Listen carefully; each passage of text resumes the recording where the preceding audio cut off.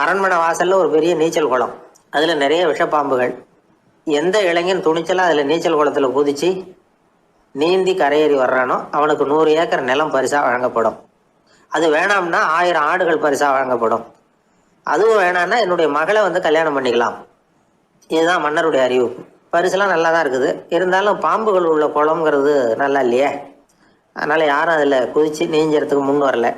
இருந்தாலும் திடீர்னு ஒரு இளைஞன் அந்த நீச்சல் குளத்துல குதிச்சான். நீந்தனா ஒரு வழியா கரையேறி வந்துட்டான். மன்னருக்கு ரொம்ப மகிழ்ச்சி. நீ தான் தைரியமான இளைஞன், வா இப்படின்னு கூப்பிட்டார். கிட்ட வந்தான். அந்த இளைஞன் தண்ணீர் சொட்ட சொட்ட நிற்கிறான். சரி, உனக்கு 100 ஏக்கர் நிலம் வேணுமான்னு கேட்குறார். வேண்டாங்கிறான். சரி, அப்படின்னா 1000 ஆடுகள் வேணுமான்னு கேட்குறார். அதுவும் வேணாங்கிறான். ஓ, அப்படின்னா என் பொண்ணை கல்யாணம் பண்ணிக்கிறியா அப்படின்னு கேட்குறாரு. அதுவும் வேணாங்கிறான். ராஜாவுக்கு ஒன்றும் புரியல. அப்படின்னா உனக்கு என்னதான் வேணும் அப்படிங்கிறாரு. என்னை பிடிச்சி இந்த குளத்துல தள்ளி விட்டவன் யாருங்கிறது எனக்கு தெரியணும் அப்படின்னா.